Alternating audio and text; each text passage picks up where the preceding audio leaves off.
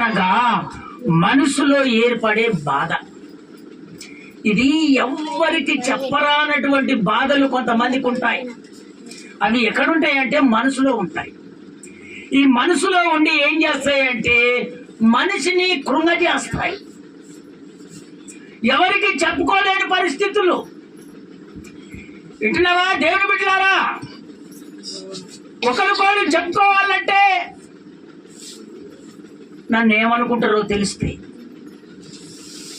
నా పరిస్థితి ఏందో అని కొంతమంది ఏం చేస్తారంటే మనసులో పెట్టుకొని విచారంగా ఉంటారు.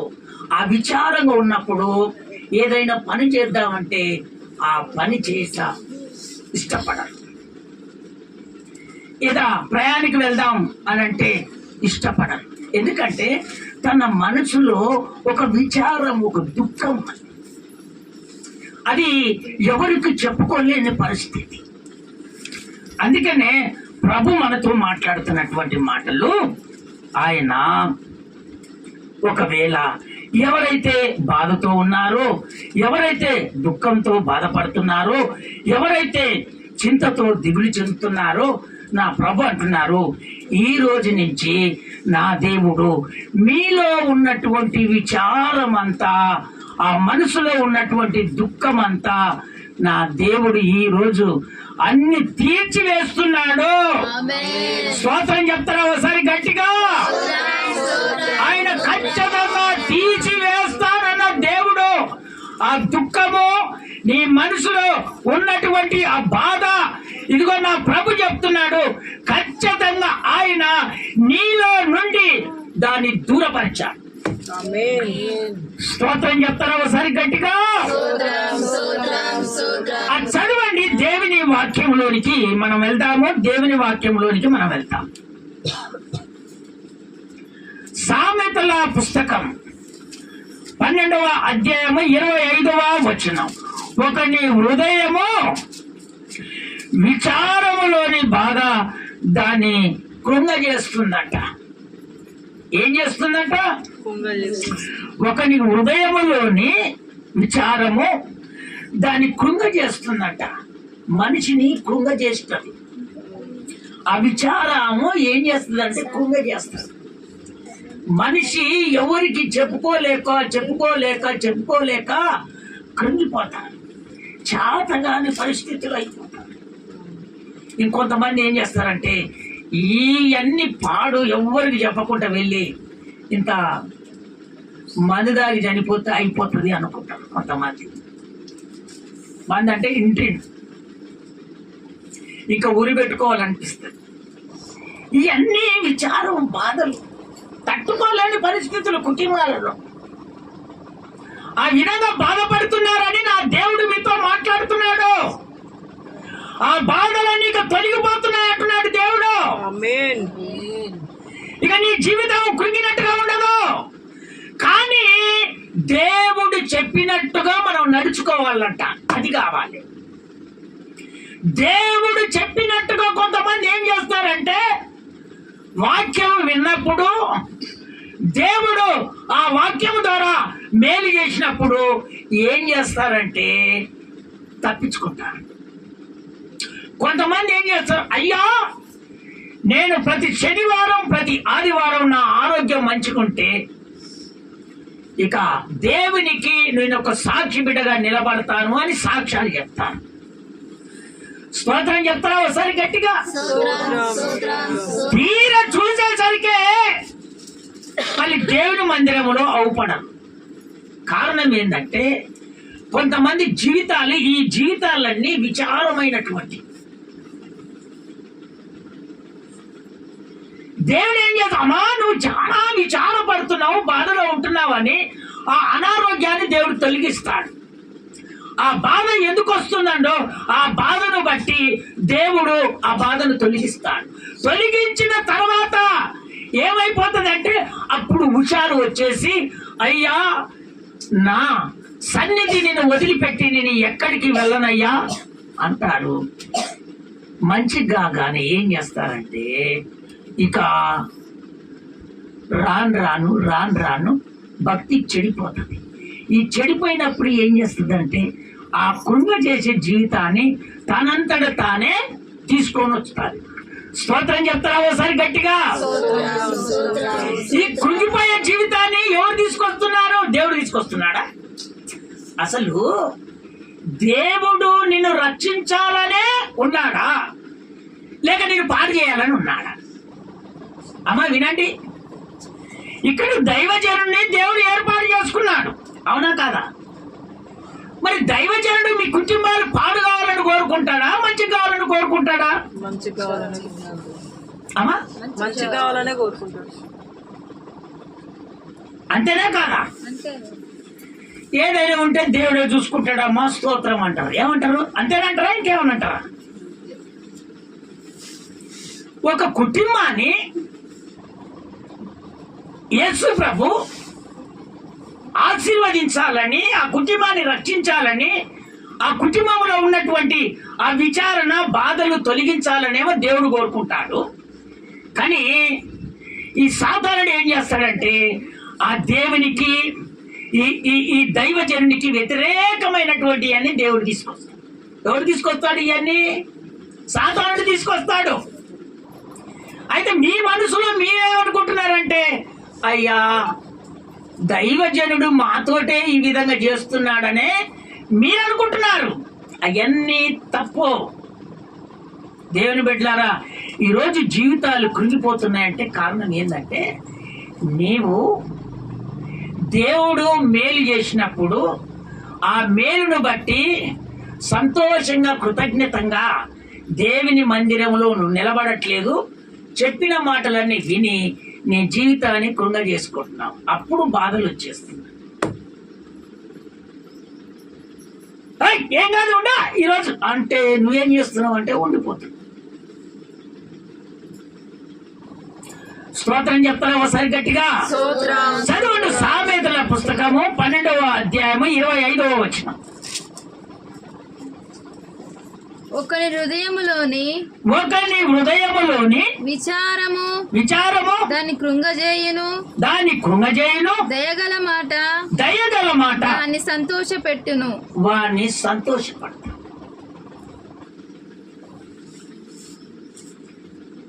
ఒకని హృదయంలోని విచారము మనిషిని కృంగజేస్తాడు.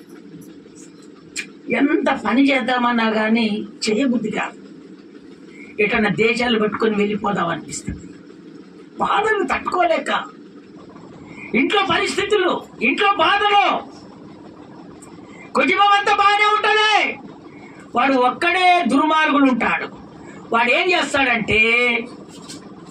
చేస్తాడంటే ఎవరితోటి స్నేహం చేస్తున్నావో ఆ స్నేహం చేసేటోని పట్టుకుంటాడు.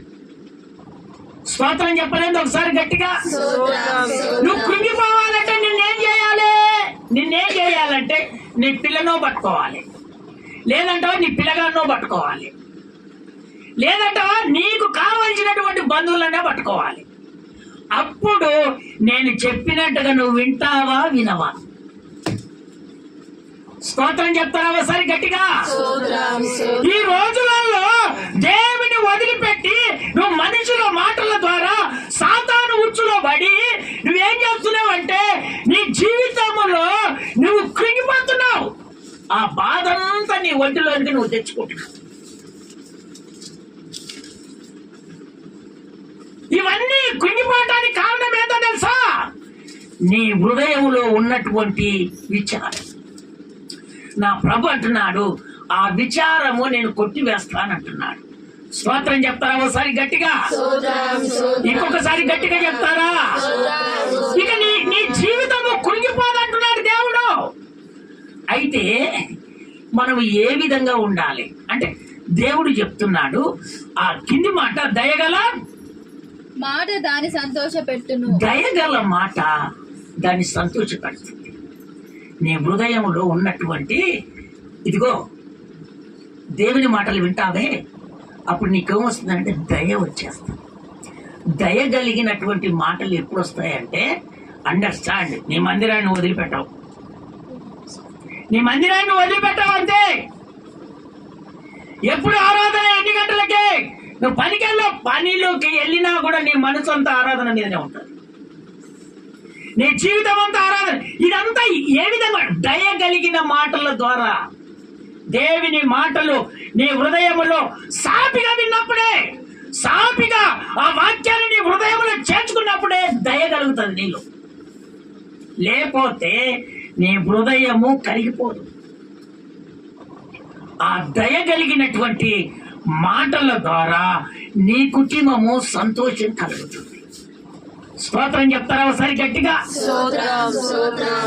అందుకనే దేవుని బిడ్డలారా, కొంతమంది ఏం చేస్తారంటే ఉరికిరికి చెప్పిన దానికల్లా ఉరికిరికి పనులు చేసుకుంటారు. లేదు, ఉరికిరికి పని చేస్తే ఒక రోజు తట్టు తగిలి కింద పడతాం. స్తోత్రం చెప్తారా ఒకసారి గట్టిగా? దేవుని వదిలిపెట్టి నువ్వు ఉరికిరికి పని చేయొద్దు. నేను చాలా మందిని మన మందిరంలో చూస్తా ఉన్నాను. తర్వాత వస్తున్నారు, ప్రార్థన చేయించుకుంటున్నారు, సరే వాళ్ళ పని వాళ్ళు చేసుకుంటూ వెళ్ళిపోతా ఉన్నారు. కానీ నేను చేస్తున్నాను, కానీ అది దేవునికి ఇష్టంగా అనిపిస్తుందా?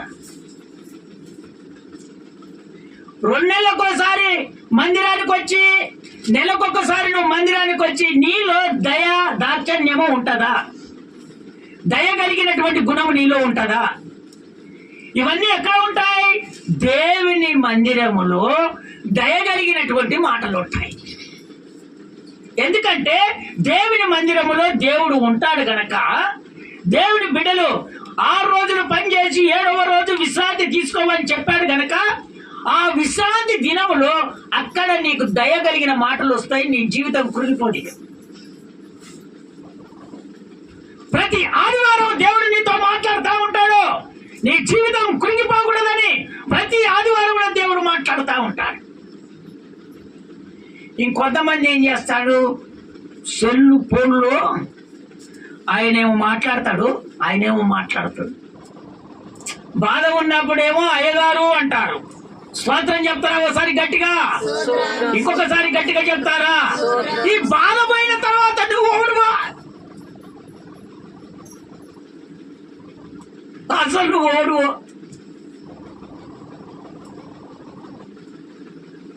అంటే ఇంత పవిత్రత కలిగిన వాళ్ళు ఉన్నారని అర్థం. దేవుని బిడ్డలారా, నువ్వు ఒక్కరోజు కొరానికి పవిత్రత కలిగి నువ్వు జీవిస్తున్నావేమో, నా యేసయ్యకు ఒక మచ్చ నువ్వు తీసుకురాకూడదు. ఒక్కరోజు నీవు. మరి మనం అందరము ఆయన రాకడ పరంతరం వరకు మనం ఏ విధంగా ఉండాలి? ఏ విధంగా ఉండాలంటే చెప్పలేండి. ఏ విధంగా ఉండాలి? మనలో ఉండాలి? పవిత్రత ఉండదా? చెప్పట్లేదు. పవిత్రత అనగానే కొంతమంది కిందికి తలకాయలు వేసుకుంటారు. పవిత్ర అనగానే కొంతమంది కిందికి తలకాయలు వేసుకుంటారు. దేవుని బిడ్డలారా, పవిత్రత కలిగి నువ్వు భక్తి చేసినప్పుడే నీ కుటుంబంలో ఉన్నటువంటి సమస్యలు తీరుతాయి. నీ కుటుంబంలో ఉన్నటువంటి బాధలు తొలగిపోతాయి. నీ కుటుంబంలో నువ్వు కృంగిపోవు. నువ్వు ఎదుటి వానికి సహాయం చేసేవాడిగా దేవుడు నిన్ను నిలబెడతాడు. స్తోత్రం చెప్తారా ఒకసారి గట్టిగా? ఇంకొకసారి గట్టిగా చెప్తారా? చూడండి దేవుని బిడ్డలారా, ఇదిగో దేవుడు అతనిని ఆశీర్వదించి ప్రజలందరికీ ఒక నాయకునిగా చేసిన తర్వాత దేవుని ఆత్మను పోగొట్టుకున్నాడు. ఇప్పుడు కొంతమంది దేవుని ఆత్మ చేత నింపబడట్లేదంటే వాళ్ళకు చెప్పరానటువంటి బాధలు హృదయంలో ఉన్నాయి. ఈ బాధలు పోయినప్పుడే యేసయ్య లోపలికి వచ్చేస్తాడు. అప్పుడు మన మనసు మారి ఆయన దయ మన మీద ఉంటది కాబట్టి మనం ఒడిదిల్లుతూనే ఉంటాం. స్తోత్రం చెప్తారా ఒకసారి గట్టిగా? ఇంకొకసారి గట్టిగా చెప్తారా? పాట పాడగానే, వాక్యం వింటుండగానే ఆత్మ చేత నింపబడతాం. అప్పుడు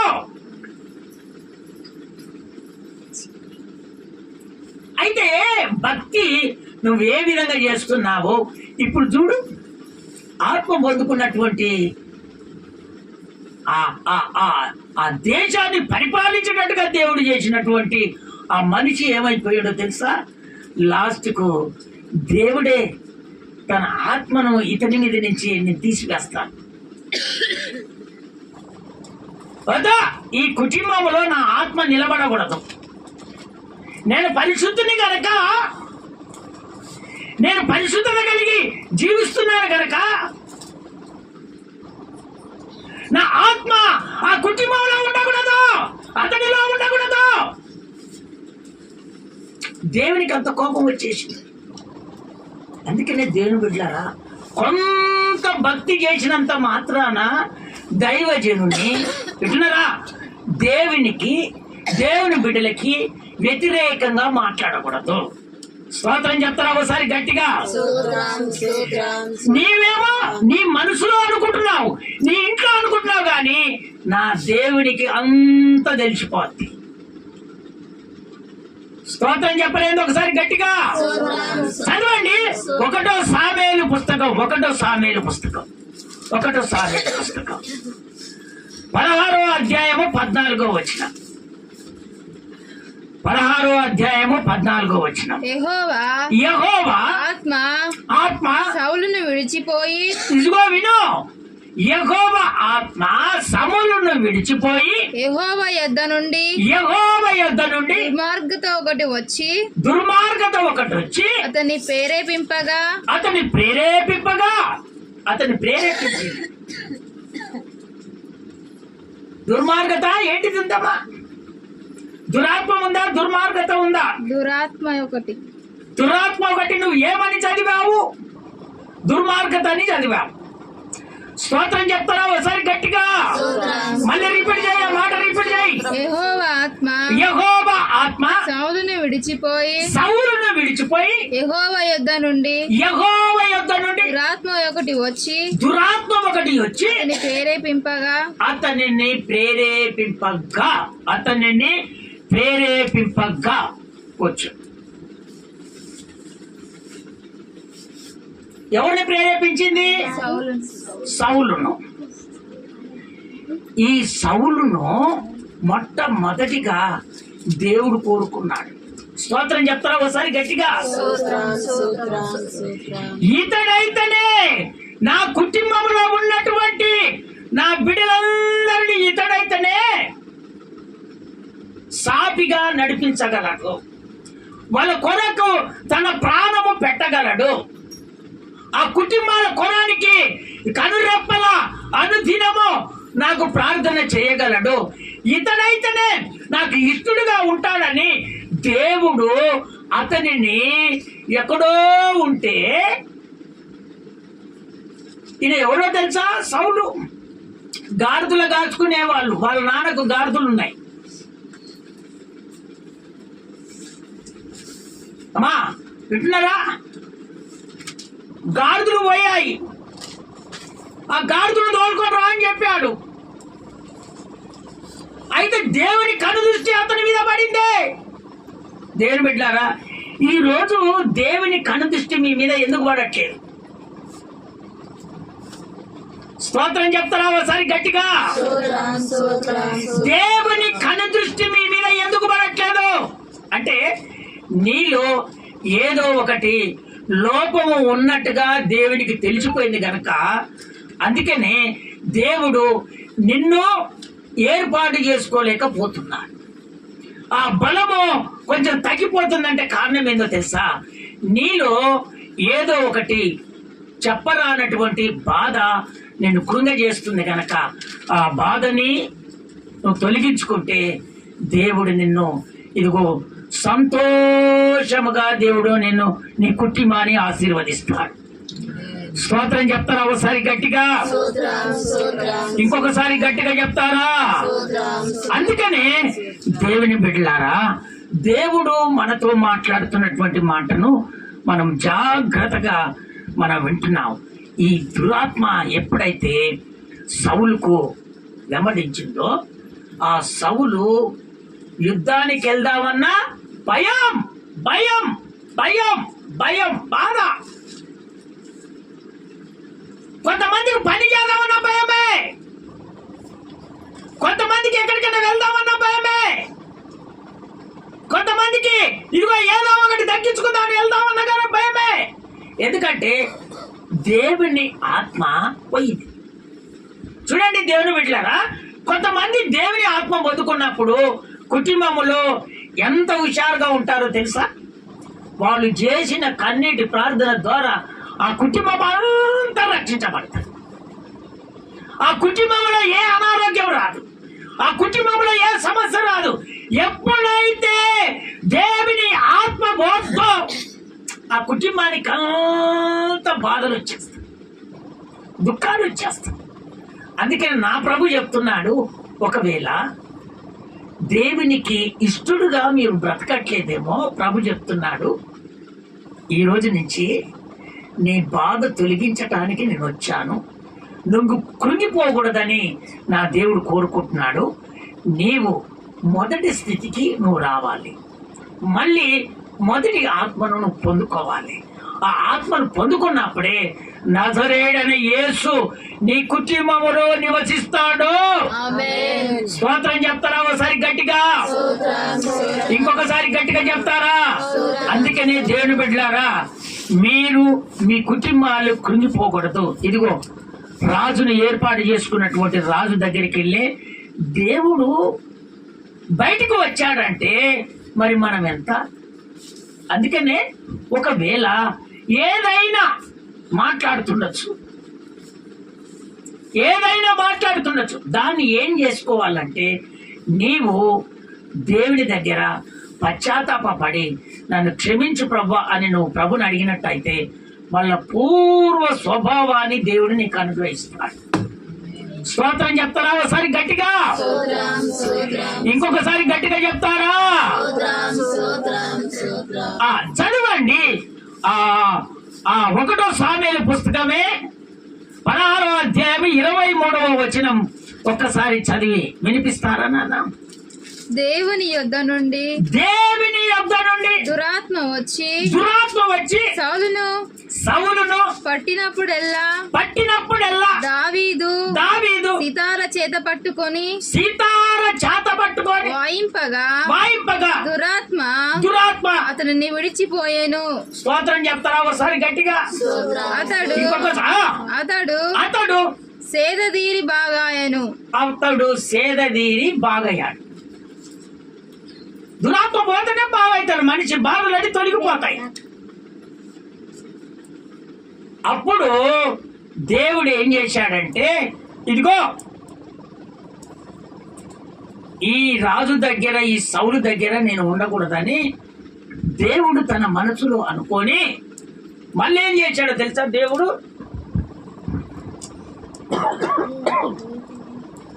మళ్ళా గొప్ప అని కాదనుకుంటా మళ్ళీ దేవుడు ఎవరి దగ్గరికి వచ్చాడంటే గొర్రెలు కాసేవాని దగ్గరికి వచ్చాడు. ఎవరి దగ్గరికి వచ్చాడు దేవుడు? అందుకనే నా ప్రభు గొప్ప వాళ్ళ దగ్గరికి పోతారని మీరు అనుకుంటారు. ఆయన పోనే పోడు. గొప్ప వాళ్ళ దగ్గరికి అసలు పోనే పోడు. వాళ్ళకి ఏమైనా బాధలు వచ్చాయా, ఏమైనా ఇబ్బందులు వచ్చాయా, వాళ్ళు కృంగిపోయి ఆస్తి అంతస్తులు అన్ని పడిపోయిన తర్వాత అప్పుడు నా యేసయ్య వాళ్ళ ఇళ్ళల్లో చేరుతాడు. స్తోత్రం చెప్తారా ఒకసారి గట్టిగా? ఇంకొకసారి గట్టిగా చెప్తారా? అందుకనే దేవుడు బిడ్డలారా, ఈ ప్రపంచాలలో ఇదిగో గొప్ప ధనవంతుడై దేవుని నమ్ముకున్నటువంటి వారు ఎవరు లేరు. స్తోత్రం చెప్తారా ఒకసారి గట్టిగా? ఎప్పుడు దేవుని నమ్ముకుంటారో తెలుసా? కృంగిపోయినాక, బాధలు వచ్చిన తర్వాత, ఆ బాధలన్నీ తొలగిపోయిన తర్వాత దేవుని అంగీకరించడం మొదలు పెడతారు. స్తోత్రం చెప్తారా ఒకసారి గట్టిగా? అయితే దేవుడు ఎక్కడికి వచ్చాడో తెలుసా? ఇదిగో గాడిదలను కాచే అతనిని వదిలిపెట్టి దేవుడు మళ్ళీ ఆడికి వచ్చాడు, గొర్రెల కాచే దగ్గరికి వచ్చాడు. ఈ గాడిదలు కాచేవాడిని ఏం చేశాడు దేవుడు? ఒక అంతస్తు ఎక్కించాడు. సింహాసనం మీద దేవుడు కూర్చొని పెట్టి ఏం చేశాడు? దేవునికి వ్యతిరేకం చేశాడు గనక అతనిలో ఉన్నటువంటి ఆత్మ దేవుని తీసివేసి మళ్ళీ ఎక్కడికి వచ్చాడంటే మళ్ళా గొర్రెలు కాసే వాని దగ్గరికి వచ్చాడు. వచ్చేసి అతనిని అభిషేకింపం చేసి అతడు వచ్చి మళ్ళీ ఎవరికి సీతారాయిస్తున్నాడు? రాజుకో. అందుకనే దేవుని బిడ్డలారా, నువ్వు ఎప్పుడైనా సరే బలమైన ఆత్మను నువ్వు పొందుకొని ఆ ఆత్మ చేత నువ్వు నింపబడితే ఇదిగో నీ ద్వారా దేవుడు కార్యాలు చేయటం మొదలు పెడతాడు. స్తోత్రం చెప్తారా? ఒకసారి గట్టిగా, ఇంకొకసారి గట్టిగా చెప్తారా? అందుకనే దేవుని బిడ్డలారా, ఒకటి దేవుని వాక్యం వింటున్నప్పుడు తన మనసులో ఆ వాక్యం విని నేను జీవించాలని ఆశ కలిగినటువంటి వారిని ఏం చేస్తాడంటే దేవుడు తన కోరిక చొప్పున చేయడు, దేవుని కోరిక చొప్పున దేవుడు చేస్తాడు. ఏదో మనసులో పెట్టుకొని దేవుని వాక్యం విని నా పని ఏ విధంగా చేయాలో అట్లే చేసుకోవాలంటే అది నీ ఇష్టం అని దేవుడు కోరుకుంటాడు. ఒకవేళ దేవుని వాక్యం విని ఆ వాక్యం ద్వారా బలపడి ఆ వాక్యానుసారంగా జీవిస్తానని నువ్వు తీర్మానం చేసుకుంటే నీ కోరిక కాదు, దేవుని కోరిక ద్వారా నేను అంచెలంచెలుగా దేవుడు ఎదిగిస్తాడు. స్తోత్రం చెప్తారా? ఒకసారి గట్టిగా, ఇంకొకసారి గట్టిగా చెప్తారా? కొంతమంది ఏం చేస్తారంటే చెప్పనే రాదు, ఇక కొన్ని రోజులైతే మా పెళ్లిళ్ళు అయితే మీ ఊరిని చేసుకొని వెళ్ళిపోతామని కొంతమంది అనుకుంటారు. స్తోత్రం చెప్తారా? ఒకసారి గట్టిగా. ఎవరైతే అన్యులైతేంది, ఎవరైతేంది 4 రోజులైతే మేము పెళ్లి చేసుకొని వెళ్ళిపోతాం అంటే వీళ్ళ ఆలోచన ఏ విధంగా ఉంటుంది అంటే ఈ విధంగా ఉంటుంది. అదే ప్రభువా నా ఆలోచన వదిలిపెట్టు, నీ ప్రకారంగా నాకు ఒక సంబంధం కావాలి, నీ ప్రకారంగా నేను ఒక ఉద్యోగస్తురాలను కావాలి, నీ ప్రకారంగా నేను ఆశీర్వదించబడాలి, నీ ప్రకారంగా నాకు ఒక మంచి సంబంధం కావాలని నువ్వు వాక్యం విని దేవుని దగ్గర కుమిలిపోతే దేవుడు ఒక ఉన్నతమైన స్థానానికి దేవుడు తీసుకుపోతాడు. స్తోత్రం చెప్తారా? ఒకసారి గట్టిగా, ఇంకొకసారి గట్టిగా చెప్తారా? ఇంకో కొంతమంది ఏం చేస్తారు, మేము దేవుడు వదిలిపెట్టాం కదా, ఇంకో ఫలానా రోజులు బతకట్లేదా, మేము బతకం. చూడు దేవుని బిడ్డలారా, దేవుడిచ్చినటువంటి సొత్తు దేవుడు రాకడ పరంతరము వరకు ఉంటుంది. మధ్యలో వచ్చినటువంటి సొత్తు అది మధ్యలోనే పోతుంది. ఎందుకంటే దేవుని తెలుసుకున్నావు గనక, దేవునితో బ్రతుకుతున్నాం గనక దేవుడే మనకు స్వాస్థ్యము, దేవుడే అన్నిటికీ మనకు స్వాస్థ్యం అని ఎప్పుడైతే తన హృదయములో అంగీకరించి నువ్వు ముందుకు వెళ్తావో దేవుడు నిన్ను ఆశీర్వదించడం మొదలు పెడతాడు. చూడు, ఆయన లేపి దేవుడు సింహాసనం మీద కూర్చుంటే దేవునికి అంత కోపం వచ్చేసి దురాత్మను పంపించేశాడు. మళ్ళీ నా ప్రజలు కాపాడబడాలి కదా, నా ప్రజలు సంతోషంగా ఉండాలి కదా అని మళ్ళీ ఏం చేశాడో తెలుసా? దేవుడు మళ్ళా గొర్రెలు కాచుకునే పొరగాని దగ్గరికి వచ్చి అతనిని అభిషేకం చేపించి అతన్ని తీసివేసి అతన్ని తీసివేసి ఆ సింహాసనం మీద ఆ గొర్రెల కాచే పొరగాని దేవుడు నిలబెట్టుకున్నాడు. స్తోత్రం చెప్తారా? ఒకసారి గట్టిగా. నీ దృష్టి ఏది ఉన్నా అది జరగని పని, అది దేవుని దృష్టి ఉన్నది, అది ఖచ్చితంగా జరుగుతుంది. స్తోత్రం చెప్తారా? ఒకసారి గట్టిగా, ఇంకొకసారి గట్టిగా చెప్తారా? ఆ రాజుకే దయ్యం పడితే ఆ పిల్లగాడు వచ్చి ఆ సీతార వాయిస్తే ఆ దయ్యం వెళ్ళిపోయి, అంటే ఆయన జీవితం అంతా అట్లా కృంగిపోయింది. అందుకని నా ప్రభు చెప్తున్నా, దేవునికి వ్యతిరేకంగా చేసి మన కుటుంబంలో మనం కృంగిపోకూడదని దేవుడు చెప్తున్నటువంటి మాటలు. స్తోత్రం చెప్తారా? ఒకసారి గట్టిగా, ఇంకొకసారి గట్టిగా చెప్తారా? చదవండి 1వ సామెయేలు పుస్తకంలో 10వ అధ్యాయము 1వ వచనం, మొదటి వచనం చదువు నాన్న, మొదటి వచనం చదువు. అప్పుడు సమూయేలు